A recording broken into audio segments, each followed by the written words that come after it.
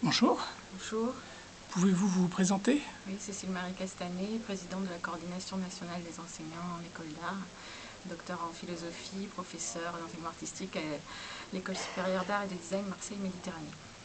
Alors, comment vous êtes devenue enseignante dans cette école?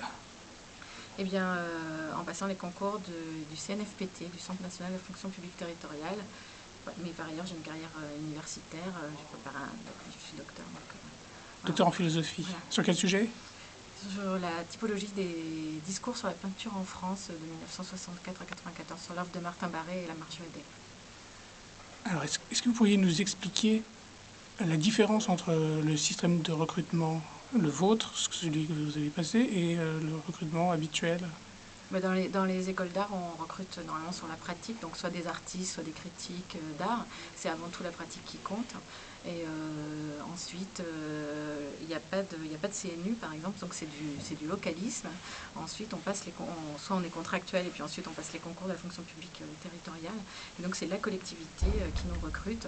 Et parfois, dans les jurys aussi, il y a le ministère de la Culture qui a le contrôle pédagogique des établissements de coopération culturelle, les EPCC. Et donc, ce système, est-ce qu'il est améliorable?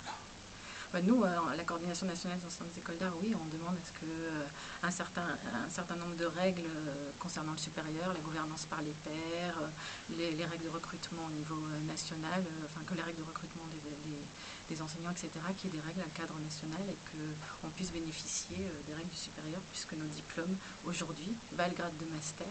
Donc on souhaite pouvoir rentrer pleinement dans le supérieur. Et vous auriez pu être enseignant de là-bas sans doctorat? Oui, parce qu'à l'époque, ce n'était pas une obligation. Statutairement, ça ne l'a jamais été dans les concours de la fonction publique. Bac plus 3, ça suffit. Mais maintenant, dans les faits, on demande aux enseignants théoriciens d'avoir de plus en plus le titre de docteur. Voilà. Mais par contre, statutairement, nous ne sommes pas enseignants-chercheurs. Nos missions de recherche ne sont pas reconnues. Et donc ça, c'est problématique puisqu'on a un temps d'enseignement de 16 heures semaine et on est sur des grilles de professeurs du secondaire. Et donc, il y a beaucoup de travail administratif aussi. Oui, bah ça c'est par rapport au colloque de ce matin, on est vraiment confronté comme nos pairs aux mêmes problématiques sur le fait qu'il faut répondre à des projets, si on fait avec les universités des projets ANR, donc on a aussi tout un travail évidemment administratif. De plus en plus. Et quand on vous a recruté, est-ce qu'on vous a posé des questions, par exemple, sur des articles que vous auriez publiés, ou est-ce que ça comptait? Moi, je suis rentrée il y a longtemps dans les écoles. Et oui, ce qui compte, c'était notre pratique en tant que... Moi, j'étais commissaire d'exposition, critique d'art.